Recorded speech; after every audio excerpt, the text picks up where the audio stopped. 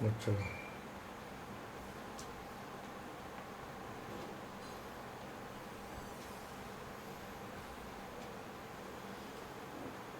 नारायणं नमस्कृत्य नरं चैव नरोत्तमं देवीं सरस्वतीं व्यासं ततो जयमुदीरये।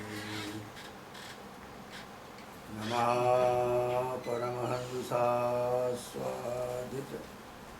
चरणकमलचिन्मकरन्दाय भक्तजनमानसनिवासाय श्रीरामचन्द्राय नमोऽस्तु रामाय सलक्ष्मणाय देव्यै च तस्यै जनकात्मजायै नमोऽस्तु रुद्रेन्द्रयमानिलेभ्यो नमोऽस्तु चन्द्रार्कमरुदगणेभ्यः। श्रीराम जय राम जय जय राम श्री राम जय राम जय राम श्री राम जय राम जय राम। नारायणं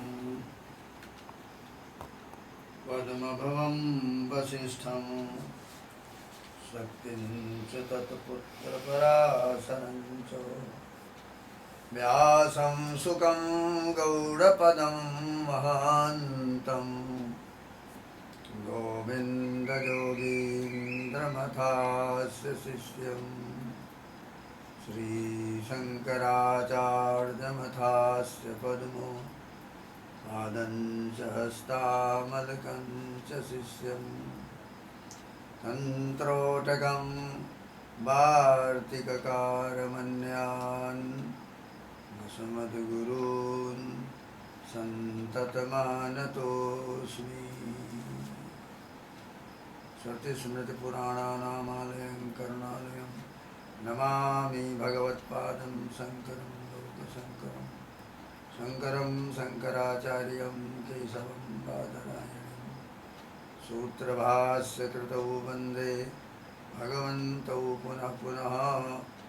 ईश्वरो गुरुरात्मेति मूर्तिभेदविभागिने व्योमवद्व्याप्तदेहाय दक्षिणामूर्तये नमः।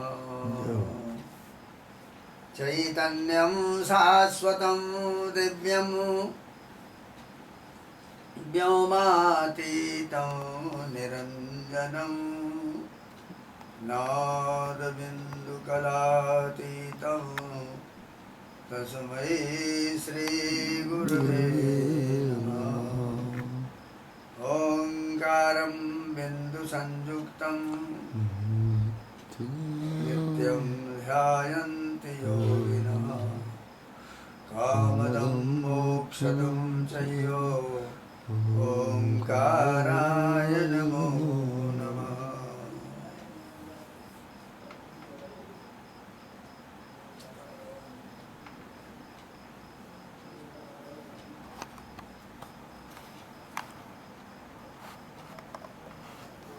भगवान् पिता रात्रिः शरदोत्फुल्लमल्लिका वीक्षरन्तुं मनश्चक्रे योगमायाम् उपाश्रितः। आनंदकंद ब्रजेंद्र नंदन भगवान श्री कृष्ण की ये लीला रास लीला का प्रसंग चल रहा है।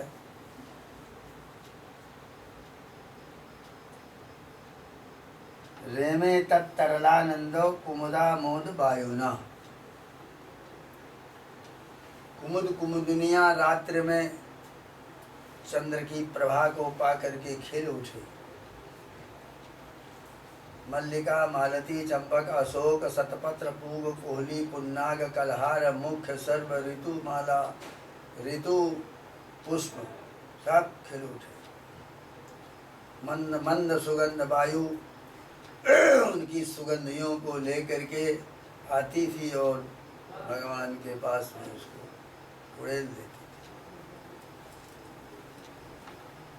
ऐसे समय पर कुंदस्रजा कुलपते हरिहवाति गंधा। बसंत ऋतु कामदेव का मित्र है। बसंत ऋतु कामदेव का मित्र है। भगवान की ये लीला क्या है? ये काम विजय लीला। काम के साथ युद्ध है सीधा। ब्रह्मा को भी परास्त करने वाला काम और अन्यान्य सब देवताओं को इसी प्रकार से उसने परास्त कर दिया। बड़े बड़े योगींद्रों अमलात्माओं विमलात्माओं के भी हृदय में आविर्भूत होकर के बसंत आदि अपने मित्रों के साथ सबको पीड़ित कर रहा था। वही भगवान के पास अकेले में आया कि हम युद्ध करना चाहते हैं। भगवान ने कहा कि तुम कौन सा युद्ध करोगे? मैदानी युद्ध करोगे कि किले का युद्ध करोगे? ने कहा महाराज मैदान क्या है, किला क्या है? मैदान किला तो ये है कि हम पद्मासन लगाए बैठे हुए हैं, ध्यान मग्न हैं और तुम अपने हाव भाव कृपा कटाक्ष के द्वारा किसी भी तरह से मन में प्रभाव डाल दो तो तुम्हारी विजय। और मैदानी युद्ध यह है कि हम मैदान में सब गोपांगनाओं के साथ हाव भाव करते हुए मिल रहे हैं और रत्ती भर तुम हमारे अंदर आकर के मन में थोड़ा भी क्षोभ पहुंचा दो। तो उसने कहा महाराज हम यह मैदानी ही युद्ध कर सकते हैं, वो युद्ध तो हमारे बस का नहीं, यही युद्ध हम करेंगे। तो वही बात यहाँ पर है। इस जगह पर बसंत कामदेव का मित्र है, वो अपने मित्र के वियोग में संतप्त था। बसंत ऋतु कामदेव का मित्र है तो अपने मित्र के वियोग में संतप्त था, उसका वियोग था। आज उसने सोचा कि जो भगवान श्री कृष्णचंद्र अपनी सौंदर्य सुधा से आत्मा राम मुनियों के भी मनों को मोहित करने वाले हैं, आज वे ही वृषभानुनंदिनी और उनकी सहचरियों के सौंदर्य कण से मोहित हो रहे हैं। तद बसो दारु यंत्रवत आज परमानंद कंद श्री कृष्णचंद्र ब्रज सुंदरियों के संप्रयोग में हमारे परम मित्र मनोज का उद्भव हो जाए, अतः इनके स्वागत के लिए हमें भी खूब तैयारी करनी चाहिए। ऐसा सोच करके बसंत जो है वो बड़ी अच्छी तैयारी करने लग गया। अपने सबको आज्ञा दे दिया, सब ऋतुओं में फूलने वाले अलग अलग, अकेले सब बसंत ऋतु में फूलने लग गए। कुमुद कुमुदनी कमल कमलनिया सूर्य के प्रकाश में खिलती हो, रातें में सब खिल उठी। मनोज मित्र ऋतुराज ने सारे पुष्पों को एक साथ विकसित कर दिया। यद्यपि शरद ऋतु में पुष्पों का विकास रुक जाता है, तथापि पुष्प विकास के विरोधी जाड्यमय शरद ऋतु में भी मल्लिकादि उपलक्षित समस्त पुष्प खिल गए। अर्थात उस जाड्यमय समय में भी पुष्पों का विकास ही नहीं हुआ, प्रत्युत वे अत्यंत विकसित हो उठे। किन्हीं किन्हीं का कथन है कि मल्लिका पुष्प शरद ऋतु में प्रफुल्लित होते हैं और बसंत में उन्मुख होते हैं और ग्रीष्म में उत्फुल्ल हो जाते हैं। तो यहाँ उत्फुल्ल मल्लिका कह करके विरोधाभास द्योतित किया गया है। इससे सूचित होता है कि यहाँ शरद में बसंत ऋतु का निवेश किया गया था। बसंत ऋतु आ जाए शरद ऋतु में। साथ ही बसंत ने यह भी सोचा कि भगवान श्री कृष्ण हमारे मित्र कामदेव को परास्त करने का आयोजन कर रहे हैं। यह उनका प्रभाव जानता ही था। उसे यह मालूम था ही कि इन्होंने इंद्र और ब्रह्मा का भी मान मर्दन कर दिया है और यही दशा कुबेर और वरुण की भी हुई। अब ये सब पर विजय प्राप्त करके हमारे मित्र को भी जीतना चाहते हैं, परंतु वे भी किसी से कम नहीं। वे भी ब्रह्मादि विजय संरूढ़ दर्प हैं। अतः बसंत ने सोचा कि यह बड़ा विकट युद्ध होगा, इसलिए हमें मित्रवर मनोज की सहायता करनी चाहिए। वो मनोज की सहायता करने के लिए मनोज कामदेव की सहायता हमको करनी चाहिए। धीरज धर्म मित्र जरु नारी, वापति काल परखिए चारी। अच्छा, तो हमें क्या करना चाहिए? वीरों के लिए सबसे बड़ी सहायता यही है कि उनके पास अस्त्र शस्त्रों की कमी न रहे। तो हमारे मित्र हैं पुष्पधन्वा, जिसका धनुष पुष्प है और उनके शस्त्र भी पुष्प ही हैं। अतः उनकी सहायता के लिए मुझे समस्त वृंदारण्य को विविध प्रकार के सुंदर और सुवासित सुमनों से सुसज्जित कर देना चाहिए। इसी से उसने यथायोग्य काल की अपेक्षा न करके सब प्रकार के पुष्पों को विकसित कर दिया।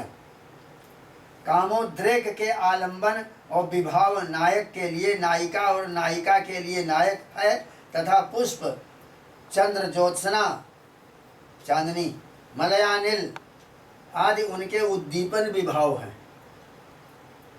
मलयानिल जो है मलय चंदन और उससे निकली हुई वायु अनिल, तो ये उद्दीपन विभाव है। पुष्प तो साक्षात कंदर्प के बाण ही हैं और पुष्प क्या है? कंदर्प के बाण। इसलिए भगवान को तो कंदर्प दर्प दमनीय कहा गया है। उनमें कुंद कुडमल तो सूल का काम करता है। उद्दीपन विभाव नायक नायिका के संजोग में रसवृद्धि करने वाले हैं। वे ही उनका वियोग होने पर अत्यंत दुखद हो जाते हैं।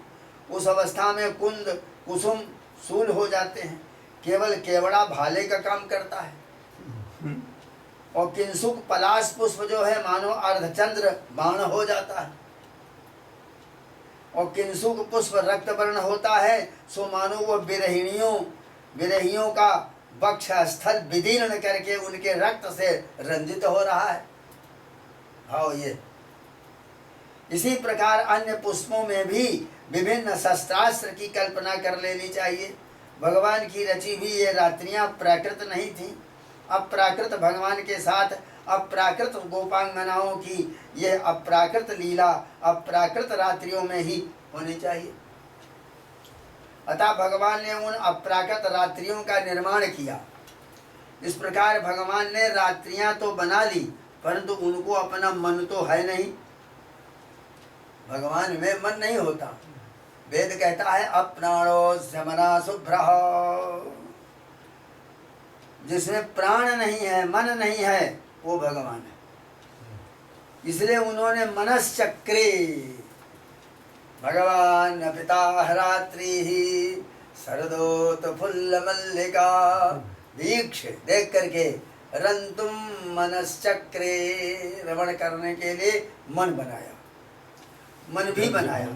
तात्पर्य ये है कि अभी तक तो यही समझा जाता था कि भगवान देह देही विभाग से रहित हैं। वे केवल भक्त के अनुग्रह के लिए ही शरीर आदि मान से प्रतीत होते थे, परंतु ये लीला इस तरह नहीं होगी। यहाँ तो उन्हें व्यासक्त चित्त होना पड़ेगा। यदि अमना भगवान रमण करेंगे तो ब्रजांगनाओं की कामना पूर्ण न होगी।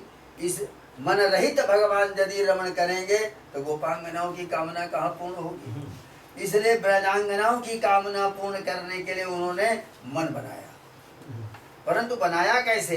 योग मायाम वीक्ष, योग माया को देख करके, योग माया की ओर देखकर इसमें उन्हें कोई कठिनता नहीं हुई। उन्होंने योग माया की ओर केवल देख दिया। उस निरीक्षण के से सब बात अपने आप बन गई। वो योग माया क्या है? योगाय रमणाय अथवा अघटित घटनाय या माया कृपा, अर्थात रमण अथवा अघटित घटना के लिए जो माया यानी कृपा है वही योग माया है। ये ठीक ही है, क्योंकि अमना का मनोनिर्माण और दोषा रात्रियों को निर्दोष बनाना अघटित घटना तो है ही। ऊपर विवेचन किया गया है कि उसके अनुसार सरदोत फुल्ल मल्लिका, इस पद की व्युत्पत्ति एक और प्रकार से है। सरान ददाती ते सरदा बसंता तेन उत्फुल्लानि मल्लिकोपलक्षितानि सर्वाणि पुष्पाणि जासु ता सरदोत्फुल्ल मल्लिका। ऐसी रात्रि सरदोत फुल्ल मल्लिका कहते हैं रात्रि को। तो कामदेव को सर प्रदान जो कर रहा है वो बसंत ही शरद है, और उसने जिन रात्रियों में मल्लिका के से उपलक्षित समस्त पुष्पों को विकसित कर दिया है वे रात्रियां ही शरदोत फुल्ल मल्लिका हैं। शरद ऋतु विशेषतया जड़ता की सूचक होती है, अतः इससे यह भी निष्कर्ष निकलता है कि इस लीला के प्रभाव से जाड्यमय मल विक्षेप आदि समाक्रांत मन में भी मल्लिका के समान प्रेमत्व का विकास हो जाता है। यानी जिन साधु पुरुषों के मल और विक्षेप सबके शरीरों में विद्यमान है, मल और विक्षेप से आक्रांत मन जो है वो मल्लिका के समान है और प्रेम का विकास करता है। भगवत स्वरूप और भगवत लीलाओं का अनुशीलन ही प्रधानतया प्रेम तत्व के आविर्भाव में हेतु है। प्रेम के आविर्भाव में जड़ाजड़ का विचार भी नहीं है। इसी से यहाँ दिखलाया है कि वृंदावन में जितने ही तृण लता वृक्ष आदि हैं वे अचेतन नहीं है बल्कि सब चेतन है। यदि वे जड़ अर्थात स्वभाव परतंत्र होते तो शरद ऋतु में असमय ही मल्लिकाओं का विकास कैसे होता। इन्हें अवसर का ज्ञान है और ये अपने स्वभाव का भी विचार रखते हैं। इसी से भगवत लीला का सुअवसर देखकर असमय में भी वे पुष्प आदि संपन्न हो गए। इससे सिद्ध होता है कि ब्रज के तरुवर एवं लताएं भी चेतन हैं। इसी से भगवान ने बलभद्र जी का गुण कीर्तन करते हुए उनसे निवेदन किया था कि प्रायो अमी मुनिगणा भगवदीय मुख्याः, ये तरुवर संभवतः आपके प्रधान भक्त मुनिजन ही हैं। ये अपने बलदाऊ को कहा था भगवान ने। ये अपने आत्मभूत आपको किसी भी दशा में छोड़ना नहीं चाहते। अतः जिस प्रकार आप मनुष्याकार होकर के गूढ़ रूप से लीला कर रहे हैं उसी प्रकार ये भी वृक्ष आदि रूप होकर के आपकी सेवा में उपस्थित हो गए।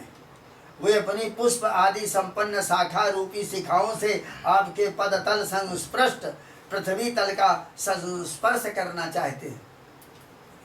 क्या भाव है। इसके सिवा एक अन्य प्रसंग में ये भी कहा है कि ये वृक्ष मानो वेद द्रुम है। ये वेद द्रुम माने कल्प वृक्ष है। इनकी जो शाखाएं हैं वो माध्यन्दिनी आदि वेद की शाखाएं हैं। पल्लव मानो उपनिषद हैं। उन पर जो पक्षी बैठे हैं वो आत्मा राम मुनिगण हैं। आरुष जजे द्रुम भुजान रुचिर प्रबालान शृण्वन्त्य मीलित दिशो विगतान्य वाचः। जो मनोहर शोभा रूपी वृक्ष की भुजाओं पर आरूढ़ हो करके अन्य किसी प्रकार का शब्द न करते हुए खुले नेत्रों से बंसी ध्वनि श्रवण कर रहे हैं, यहाँ अमीलित दृशः यह पद विशेष रहस्यपूर्ण है। कानों से मुरली ध्वनि सुनते समय और नेत्रों का व्यापार रुक जाता है। कान यदि लग गया बंसी की धुन सुनने में तो आंख बंद करके आदमी सुनता है, क्योंकि जिस समय मन एक इंद्री के विषय का आस्वादन करने में तत्पर है उस समय वह दूसरे इंद्री के विषय को किस प्रकार ग्रहण करेगा। किंतु आपके रूप लावण्य का तो विलक्षण माधुर्य है, वो उनके नेत्रों को बंद ही नहीं होने देता। अतः मालूम होता है कि वे पक्षीगण अवश्य कोई भगवत कथानुरागी मुनिजन ही है जो पेड़ों पर बैठे हुए हैं। तात्पर्य है कि जहाँ भगवत प्रकाश होता है वहाँ सभी प्रकार के दोषों का निराकरण होकर के समस्त गुणों का समावेश हो जाता है। जस्यास्ति भक्तिर भगवत के किंचना और सर्वै गुणस्तत्र समासते सुराः। जहाँ श्री हरि की अनुरक्ति होती है वहाँ समस्त गुणों के सहित संपूर्ण देवता निवास करते हैं। और वहाँ समस्त दोषों का अभाव हो जाता है। वो दोष कौन है? न क्रोधो न च मात्सर्जम न लोभो न शुभामतिः भवन्ति कृतपुण्यानां भक्तानां पुरुषोत्तमे। जो पुण्यात्मा लोग श्री पुरुषोत्तम भगवान के प्रति भक्ति भाव रखने वाले हैं, उनमें न क्रोध रहता है, न मत्सरता रहती है, न लोभ या अशुभ मति ही रहती है। अतः यदि भगवत लीला के लिए रची हुई उन दिव्य रात्रियों में समस्त गुणों का विकास हुआ तो आश्चर्य ही क्या है। इसका एक और दूसरा भी अर्थ है कि यह अगमायाम उपाश्रिता, योग मायाम उपाश्रिता, योग माया का आश्रय लेकर के भगवान ने लीला की। तो योग माया का अर्थम यह अगमायाम, तो अगमायाम उपाश्रिता न गच्छन्ति इति अगाः तत्रत्याः तत्रत्याः वृक्षाः, जो चलते फिरते नहीं है, खाली खड़े रहते हैं, वो अगम है यानी वृक्ष। तेषां जा स्वा विषयिणी मां मति प्रेमवती बुद्धि है माँ अगमा तस्याम उपाश्रितः निमित्तमेव भगवान ता आहूय रंतुम मनश्चक्रे। जो विचलित नहीं होते वे वहाँ के वृक्ष ही अग हैं, और उनकी जो अपने प्रति प्रेमवती बुद्धि है वही माँ है। उस अगमा का आश्रय करके अर्थात उसी के लिए भगवान ने उन गोपांगनाओं को बुला करके रमण करने की इच्छा की। सीधा साधा ये भी तात्पर्य हो सकता है कि भगवान ने योग माया का आश्रय लेकर के उनके लौकिक बंधनों का विच्छेद करने के लिए उन्हें बुलाकर उनके साथ रमण करने की इच्छा की। भगवान ने देखा कि ये गोपांगनाएं जन्म जन्मांतर से मेरी उपासना करने के कारण मेरे साथ रमण करने योग्य हो गई हैं। वे लोककृत लज्जादि बंधन के योग्य नहीं हैं, किंतु दूसरी ओर उन्होंने ये भी देखा कि वे लौकिक बंधनों से बंधी हुई हैं। इस प्रकार उनका दोनों ओर खिंचाव है। तथापि वे कैसी रात्रि हैं? अपने को, अपने सर्वस्व को मेरे ही पाद पद्मों में समर्पण करने वाली हैं। इनके धन रूपी और जीवन सब मेरे ही लिए हैं। इनकी दृष्टि से मेरे बिना जीवन का कोई मूल्य नहीं है। उन्हें इस प्रकार उभयतः पास रज्जू में बंधा हुआ देख करके भगवान ने अयोगाय, उनके लोक कुल लज्जा आदि रूपी बंधन के विच्छेद के लिए माया कृपा का आश्रय लेकर उनके साथ रमण करने की इच्छा किया कि जिसमें इनकी लोक लज्जा समाप्त हो जाए, ऐसी तो उनके ऊपर कृपा किया। इसी से उन्होंने वेणुनाद के द्वारा उनके लोक एवं कुल आदि के बंधनों को विच्छिन्न करके उन्हें प्रेमाकुल कर दिया। अयस्कांत मणिम प्रति अयोवत अगत अच्छति स्वभक्तान प्रति या सा अयोगाः अयोगा चासो माया कृपा अयोग माया। अब इसका 10वां अर्थ है, जो अपने भक्तों के प्रति इस प्रकार आकर्षित हो जैसे लोहा चुंबक की ओर, उनका नाम अयोगा है।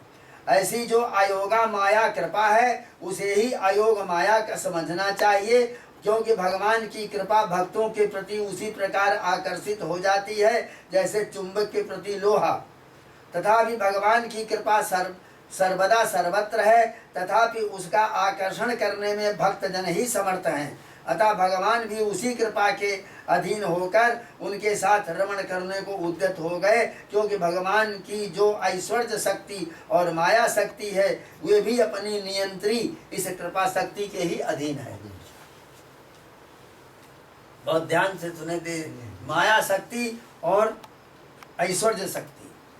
परमानंद कंद श्री कृष्णचंद्र का जो दिव्य मंगलमय बपू है, शरीर है, वो अयस्कांत मणि के समान है, वो चुंबक के समान है, और उसके प्रति जो अयह लोहे के समान आकर्षित होती हैं वे ब्रज वनिताएं ही अयोगा हैं। तात्पर्य यह है कि गोपांगनाएं भगवान के पास अपनी इच्छा से नहीं गईं, बल्कि भगवत सौंदर्य रूपी अयस्कांत ने भगवान के पास में इतना बड़ा सौंदर्य माधुर्य था कि वही चुंबक था, तो उसने अपनी ओर आकर्षित कर लिया, खींच लिया। अतः उन पर कृपा करके भगवान ने ही वे रात्रियां बनाई थी। इसका अर्थ है स्वेन सह जुज्जन्ते जे ते जोगाः गोपदाराः तेषां या माया कृपा ताम उपाश्रिताः योग मायाम उपाश्रिताः। अब 11वां अर्थ